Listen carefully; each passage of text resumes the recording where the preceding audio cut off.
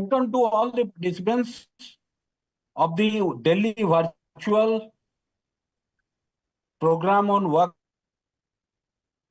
balance conducted by the professional skills of the Institute of Chartered Accountants of India in association with Heartfulness.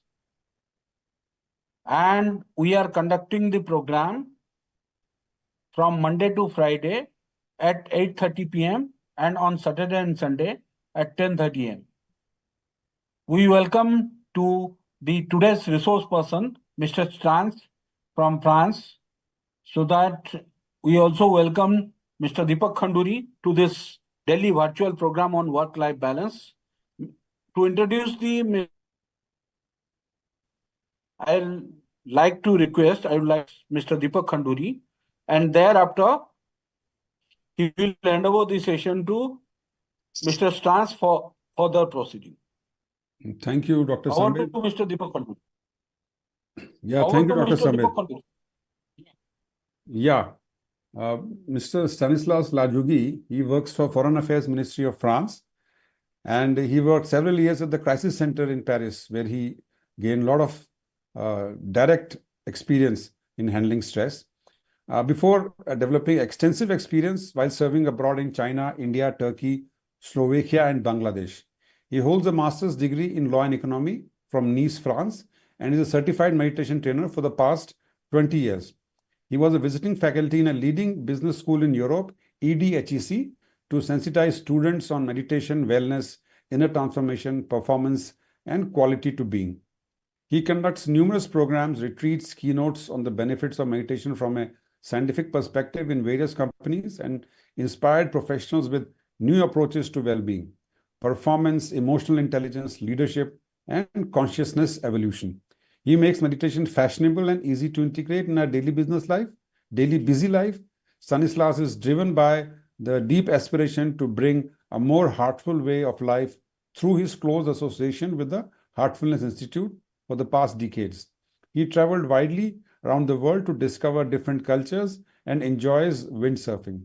Over to you, Stan. Thank you, Deepak, for the introduction. Thank you, Dr. Sambit, and I would like to say hello to everybody and express my happiness to come back to Akai. And I've been there at the beginning to present on how to become stronger than our environment. And I will also speak about how regular practice of meditation can help us to develop more resilience and help us to support our physical health. Now you have been going through several sessions from different presenters. And today we are going to speak more about decision making. And as every time when we start, I like starting sessions by a little of, check-in. And today it will be a particular check-in where we will do some deep breathing. We will use the left nostril deep breathing. And we were going to do it 10 times. So that will consist in inhaling deeply through the nostrils, expanding the belly as much as we can, then the lungs up to the maximum capacity to inhale. And as we exhale, we will again let go and empty the upper parts of our thoracic cage and then the belly. So I repeat, we inhale deeply always through the left nostril, deeply, and as we exhale, we do the reverse by exhaling first, emptying the lungs and then emptying the belly. Okay, so you can start by obstructing your right nostril and inhale deeply through the nose.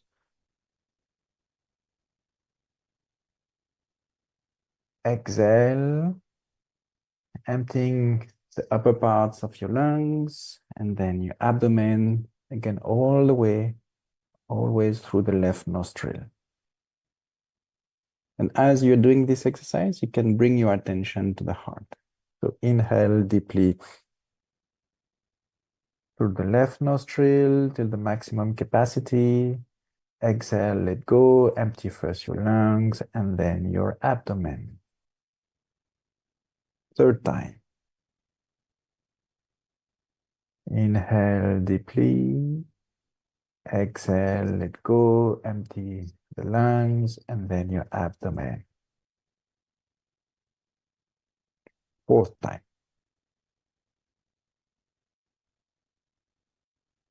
Exhale, let go. Fifth time.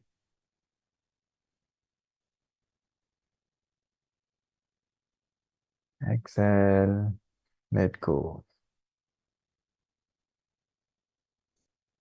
Sixth time. Exhale, let go. Seventh time.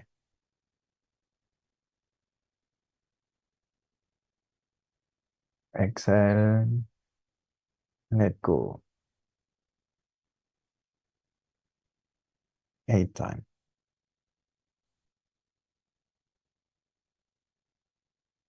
Exhale, let go through the left nostril always. Ninth time.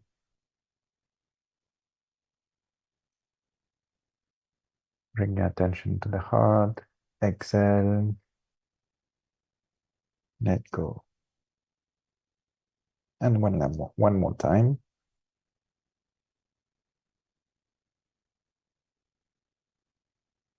And let go.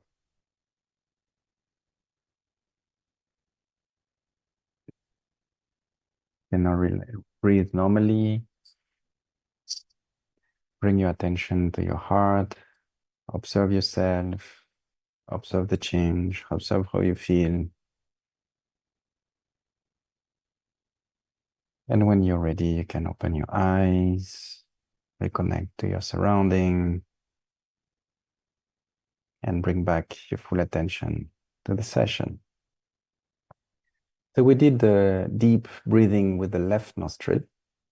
It is particularly efficient when we are highly triggered by a stress response or by a fear or anger, where we literally have lost our, balance and we are literally at the edge of losing our inner control. Okay, so when we are under shock, you can do this 10 times, and it's important to do it 10 times because we will mechanically, trigger the relax response by activating these vagus nerve, the belly, which will then stimulate the relax response and counterattack the stress response. And we need to do it 10 times so that mechanically the vagus nerves can, modulate, balance the stress response. It's important to do it because otherwise it can take up to 45 minutes until our metabolism can come back to a normal functioning, but we may not have 45 minutes ahead of us. So we can do that to quickly recover and bring back balance. And again, we connect our mind to our heart to reestablish what is called a heart-brain coherence, a psychophysiological coherence, or simply put, when my heart is at peace, my mind is at ease. Okay, so when I feel safe and positive, then I can think. Okay, so today we are going to speak about, how to take decisions. And the key message of the lesson today is of this week is listen to the heart. Okay, so taking decision is about mostly listening to our heart. It's not like a just nice thing because I just like speaking about the heart, but it is, you will see, a scientific evidence.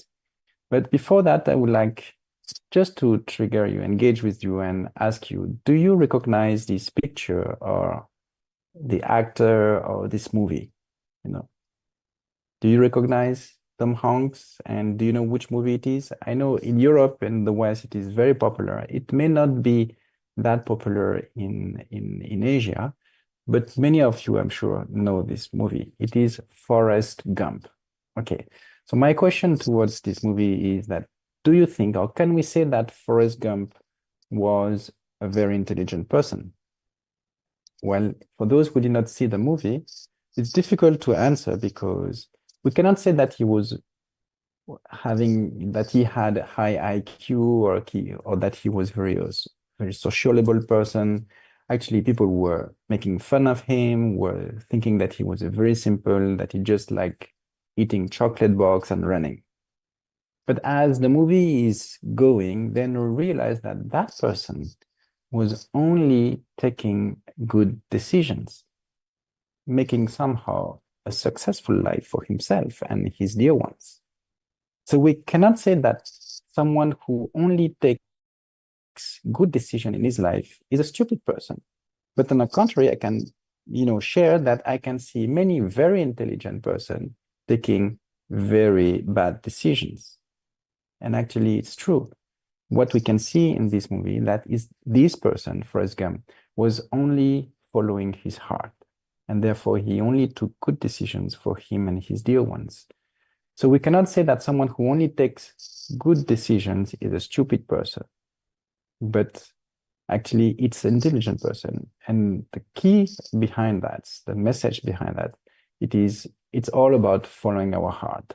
And again, it's not a Bollywood movie or Hollywood movie teaser.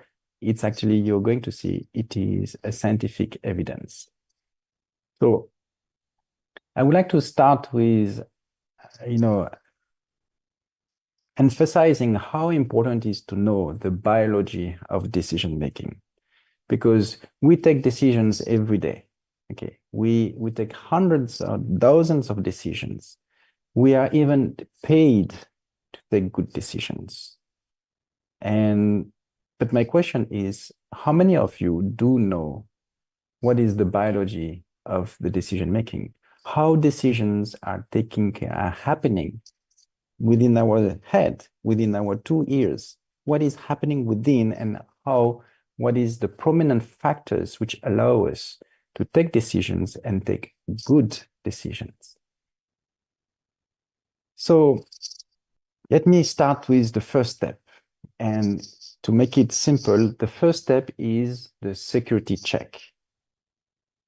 And that part of the process is involving the amygdala. Yeah, I think you are familiar with it now. It's basically the gland which is in charge of the fight or flight response, which is in charge of the defense system of our brain. And if there is a threat, all our brain resources are hijacked, are all mobilized. They are all orientated to make sure that we survive. When I am meeting a lion or bear or snake, it's no time to ask my thinking part of the brain, my prefrontal cortex, to send me a 3-page report and to ask, do you think that the lion's blue eyes or brown eyes are angry? And what is the probability that he might be upset and he would be keen to visit me and see if I am to his taste? No.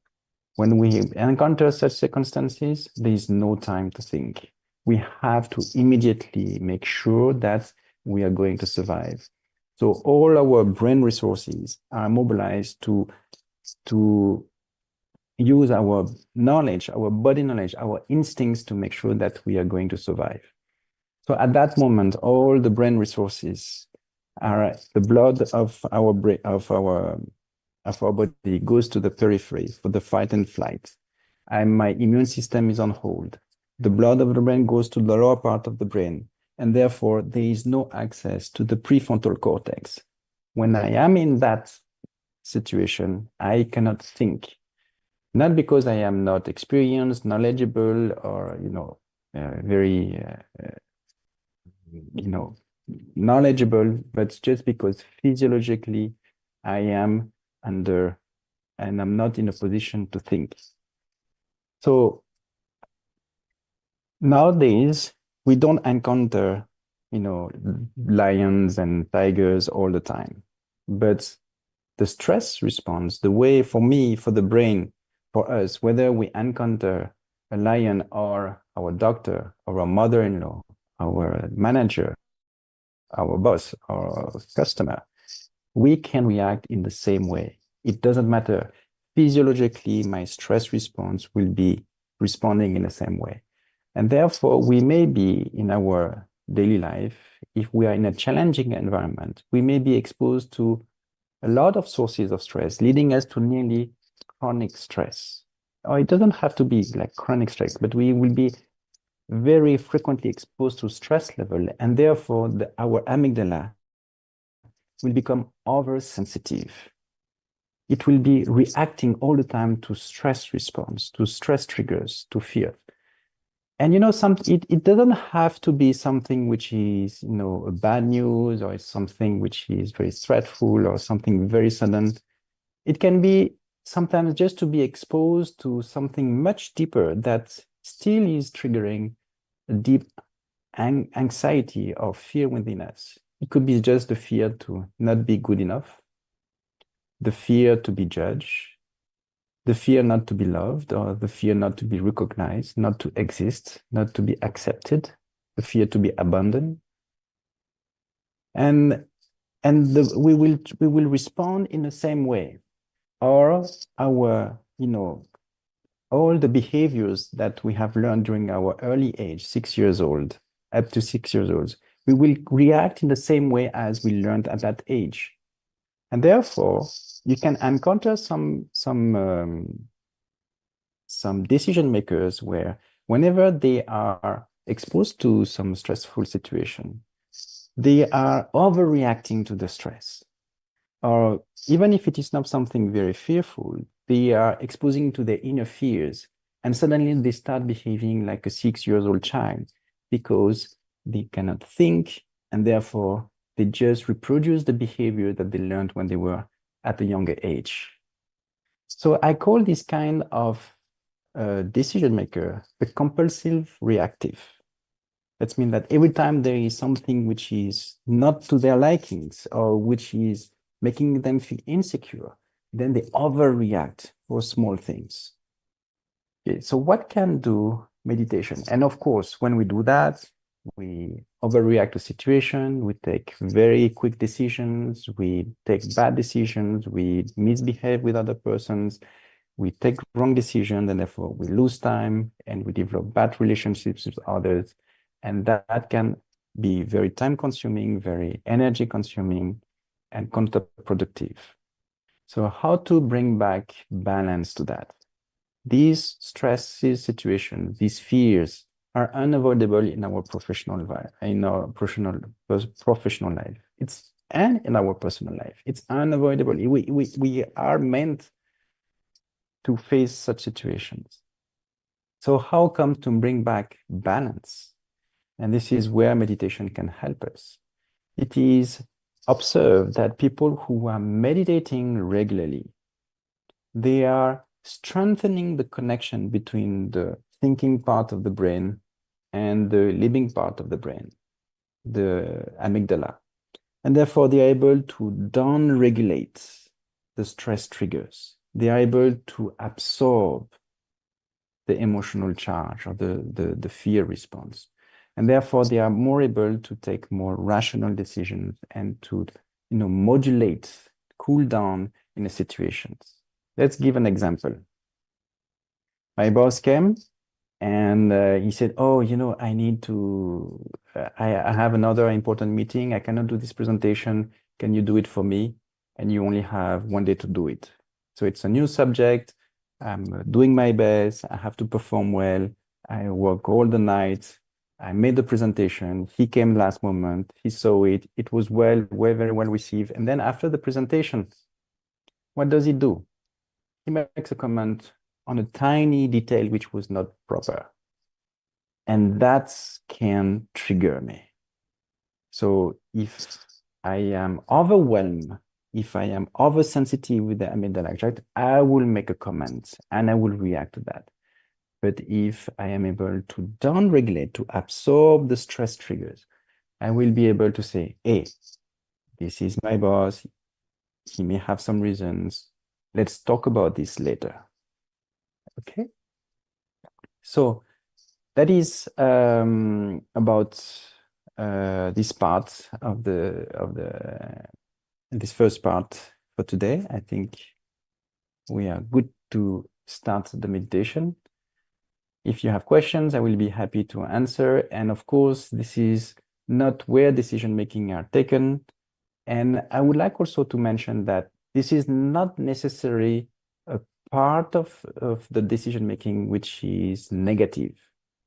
Actually, it can be allowing to access a lot of wisdom. And for that, I would like to refer to a very interesting book, which is called Blink, The Power of Thinking Without Thinking.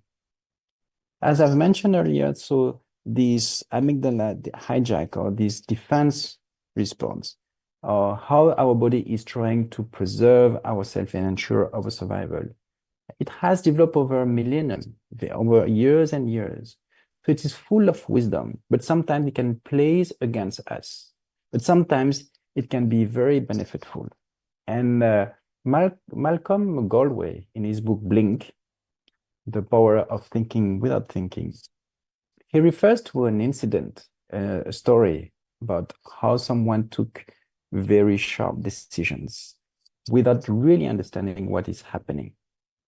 So it's a fireman, and he goes into a situation where the house is burning from each side, and he is with his colleague. They are talking to each other to say, are we able to move in and check if there are people, and they are putting water, etc.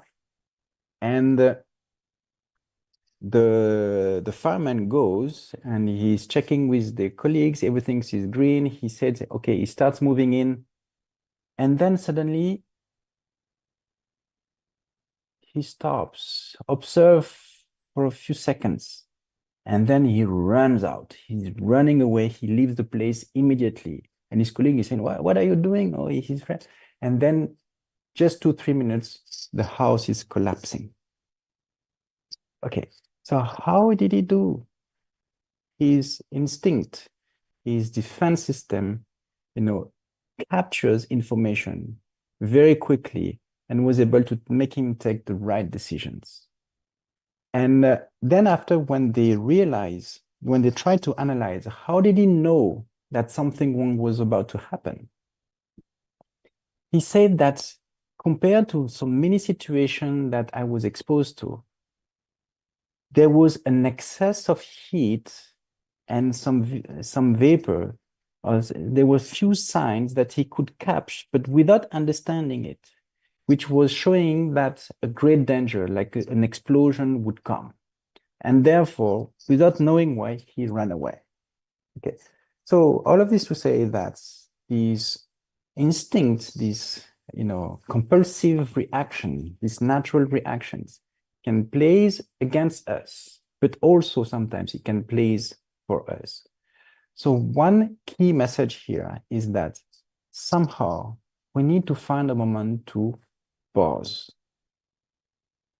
And meditation will help us to develop a kind of self-awareness, which will allow us to try to navigate and find out what is right, what is proper to take, what is proper to decide.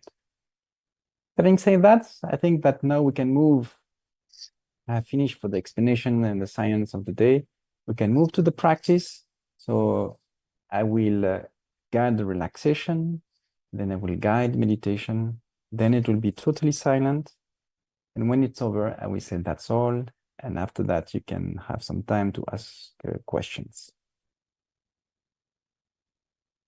Just remember that meditation is not to stop thinking. It is not concentration. It is not using force. When you have thoughts, you relax, let the thoughts come and go. And it's not about forcing your mind. Otherwise, we may have a headache. It's all about relaxing the body so that the mind can relax. And then your attention can rest on the feeling of the source of light of the highest self within. Okay, so let's experience it. Follow the guidance. Sit comfortably.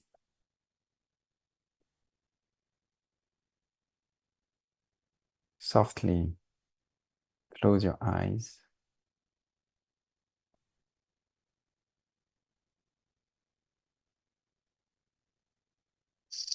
In your eyes, relax and comfortable. Let your breathing be natural and invite yourself to be relaxed.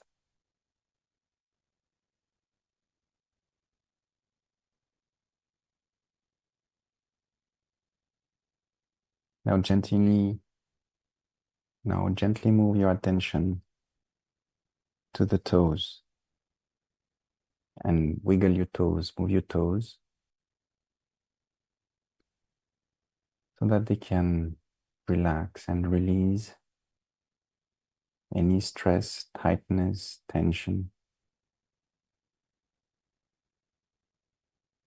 They can feel relaxed.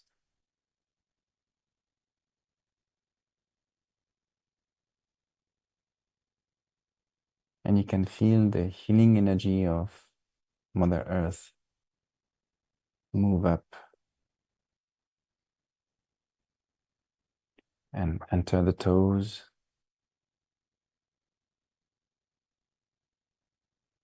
spreading through the feet, relaxing the ankles, the heels, the entire feet.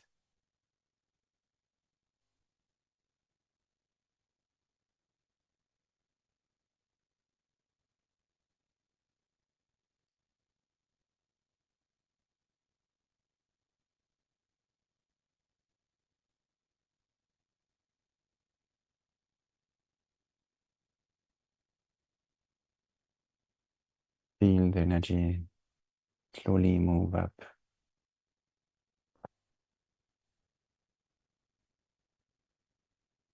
and relaxing your lower legs, the calf muscles,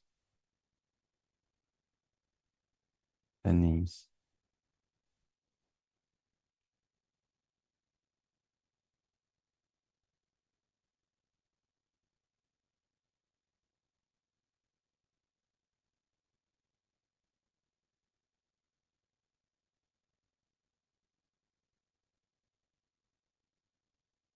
The energy is now relaxing the upper legs, the thighs, the entire legs, all the way up to the hips.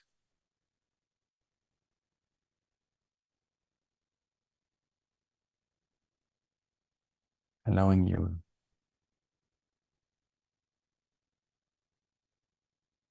to feel your entire legs completely relaxed.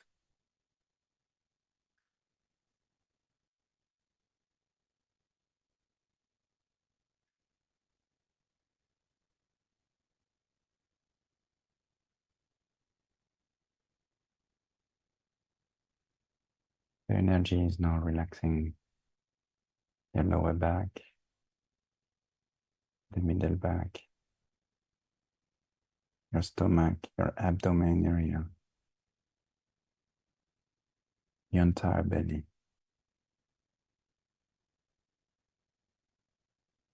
Feel them deeply relaxing.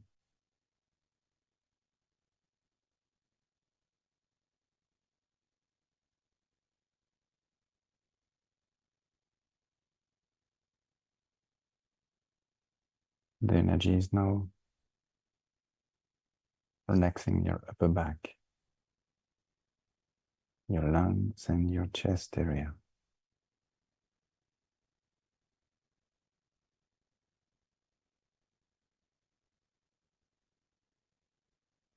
All these areas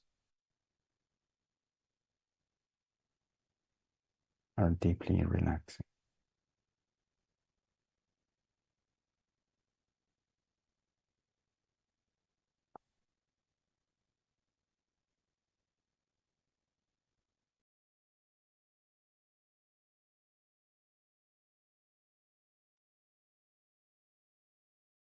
Feel the energy now reaching your shoulders,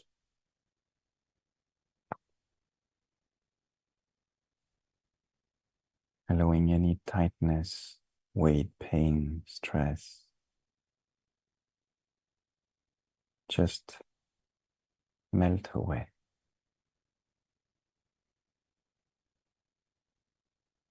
Feel your shoulders so relaxed that it feels like they have literally disappeared.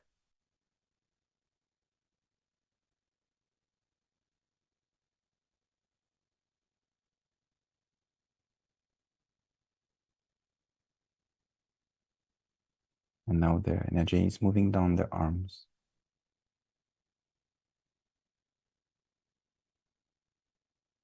relaxing the biceps, the elbows, the forearms,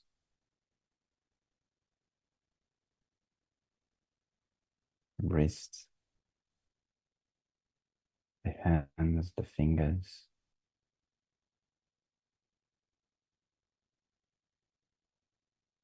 the fingertips.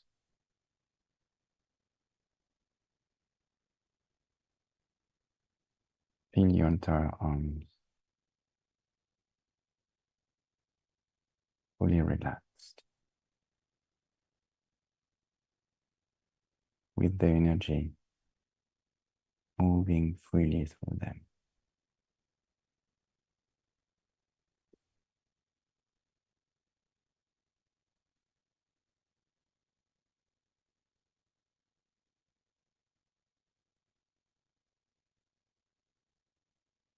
You can now gently move your attention to the neck. Let it relax.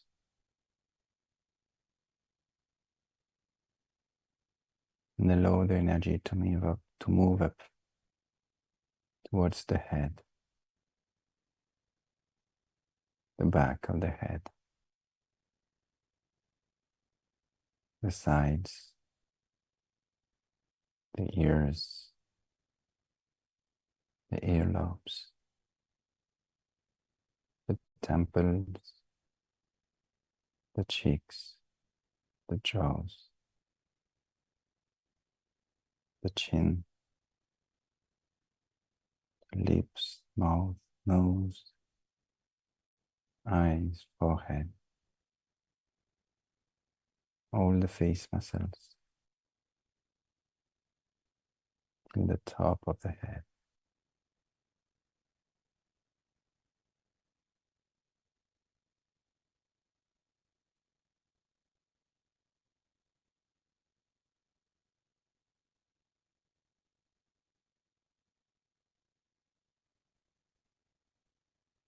You can now feel that your entire system, from the tips of the toes till the top of the head, is fully relaxed. And your mind can relax.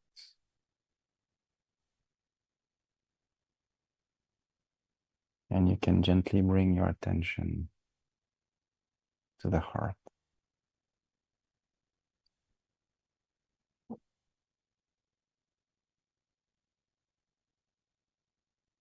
And you can connect to your heart.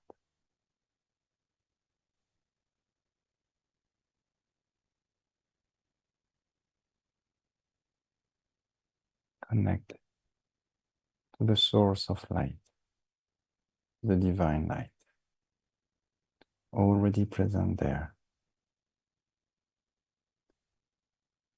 And drawing your attention inwards. Pulling your attention within.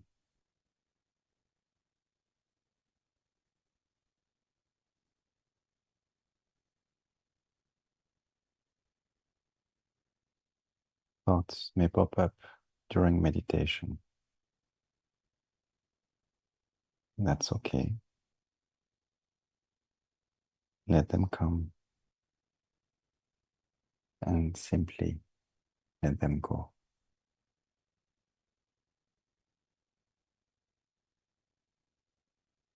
If you find yourself distracted,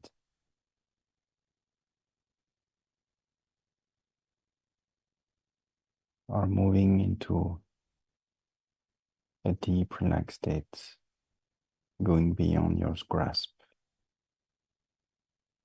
That's okay. Just relax. Continue with confidence.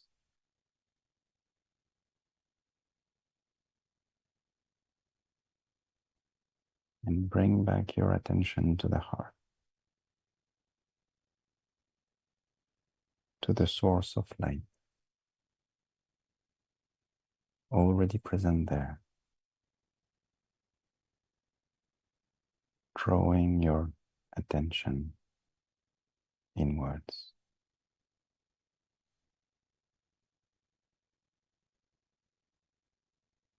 Allow that process to be gentle and natural. And let yourself dive deep within.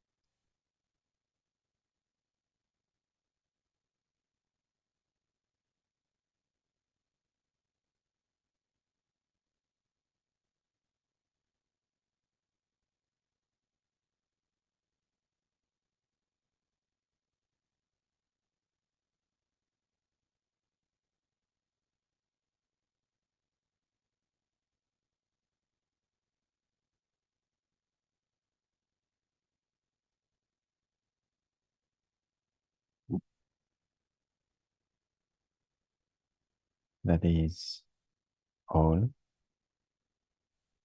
Take your time. Keep your eyes closed for some more moments. Just to observe yourself.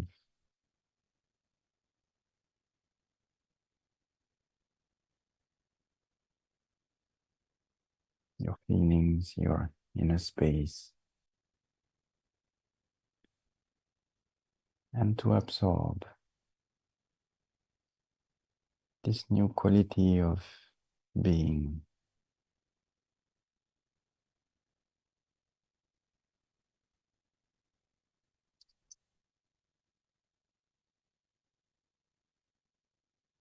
And when you feel ready,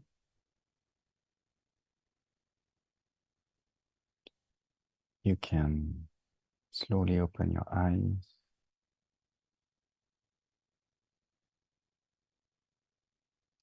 Reconnect with your surrounding.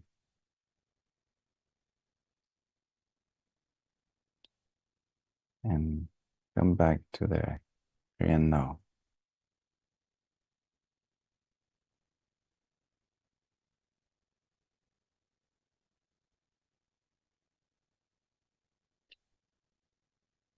So I invite you just to take a few seconds just to write down on your diary, how do you feel?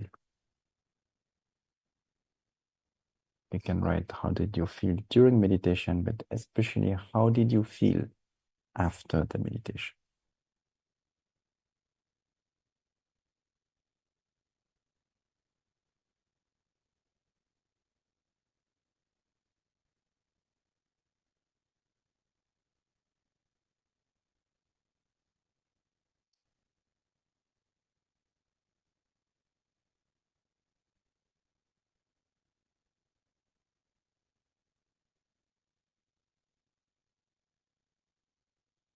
Okay.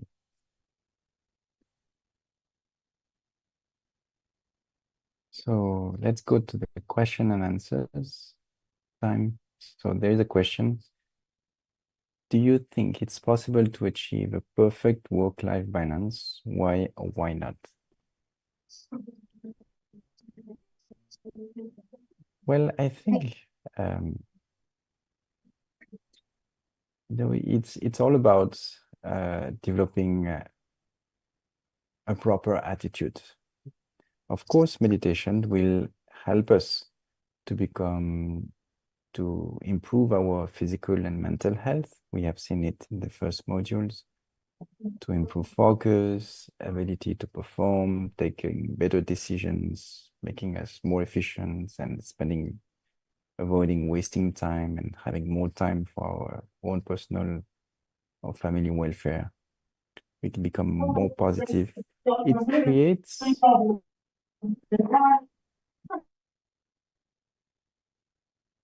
creates a state of inner centeredness.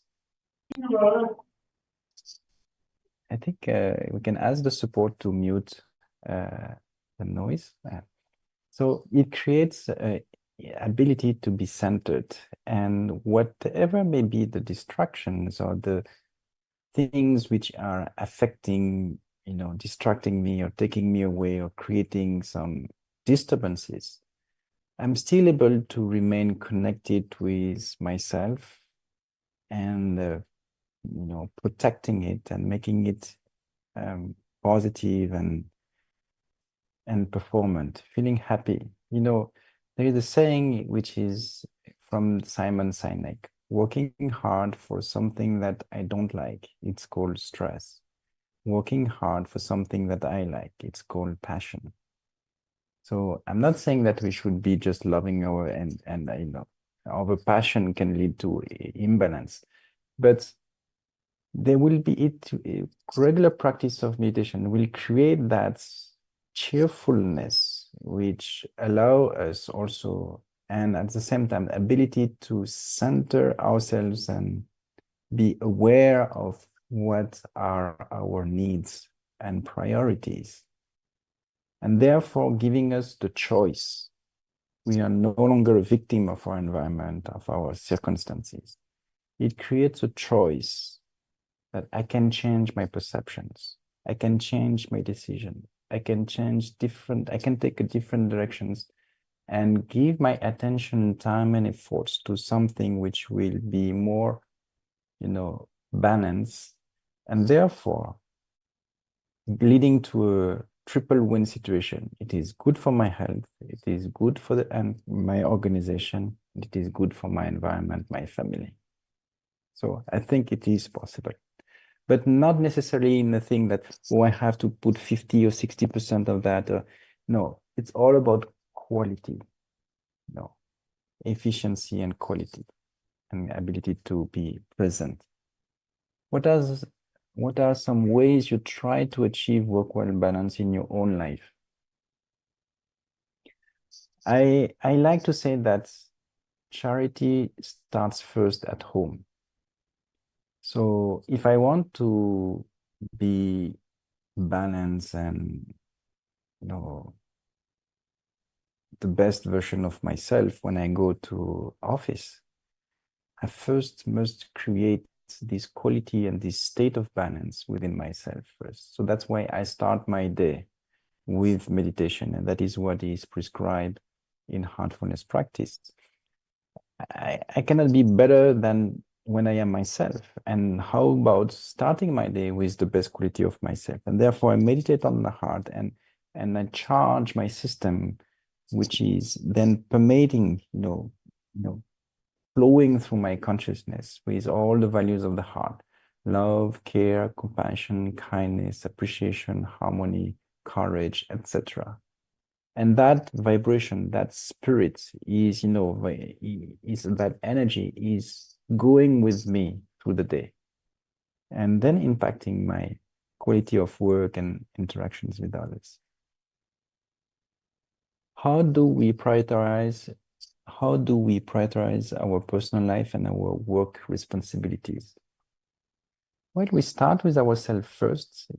If you go to office and then you are yourself, your heart is already somewhere else. Are you fully in office and ready to perform and fully able to fulfill your responsibility? It's very difficult. Or it creates culpability, it creates some tension, it creates some non-authentic, non-line behaviors. So we start with ourselves by setting things first. We have to give justice to the organization which is giving us our means of life. And we also come back in a way so that I am also fully available as much as possible, but most important is a high quality of presence. That's why we do the cleaning after we are back from office, to regain this purity of self. Otherwise, we come back to office and what do? We share all our problems, blah, blah, blah, and this and that. And is this what we want to share with our dear ones? Or do we want to give them the best of ourselves? So that is what I do, is that, creating a high quality of being so that whenever I'm attending something, it somehow is with high quality. It's high quality moment. So what are the signs that might be experiences in imbalance between your work and personal life? I think it's a sense, most important is the sense of misalignment, this sense of dryness, this sense of not being happy, Sometimes everything can be havoc at office, but you still feel straight. You still feel it's right.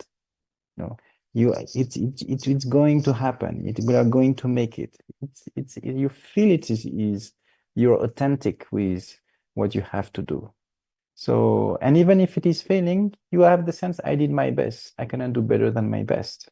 So, these signs of not feeling happy, not feeling fulfilled, like it is showing that there is a kind of imbalance. Okay. And what are the signs that we may be experiencing an imbalance between work? That's I've just replied. How do you manage your time effectively to achieve work-life balance? Well, as I said, when we start our day with meditation, it creates a positive feeling, mood. Our mind is more poised and contemplating and clear to some extent, at least better than when I am just, rushing and doing things. So it allows me to better understand, better listen, and take the necessary time to be able to take the proper decisions, avoiding taking wrong decisions, because we can lose so much of time and resources in going in a wrong direction.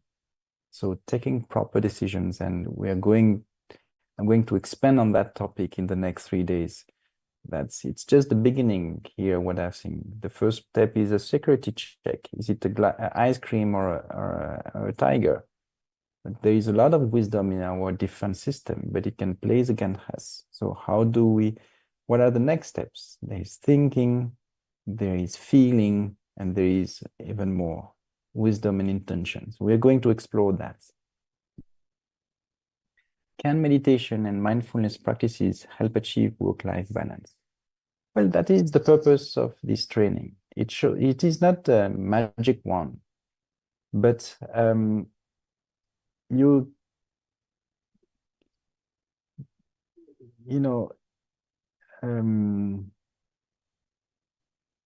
we have so many thoughts a day. We take so many decisions, and all of this is happening here. So can we learn to regulate our thoughts just by reading book? Can we learn to take good decisions just by reading book? Can we learn to be happy just by reading books? It's not possible. I can read many books on stress, on happiness, on management, but I will always be stressed and maybe never be a good manager.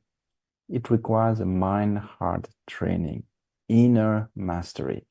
And I think this is why meditation is actually a crucial professional and personal life skill. I think I've come to the end of the sessions. I thank you for your really nice questions. And again, I would like to express that I was very happy to be here today and having meditation with you. Dr. Samvit, or you would like to take over, or Deepak? Yeah, thank you, Mr. Stan. Today you started this presentation on decision making, and you talked about the first step, security check. Before we get into details of decision making, that is the first thing we do, whether it's a flight or fight situation, and then we assess, and then we take steps accordingly. You presented it very nicely. Thank you for that.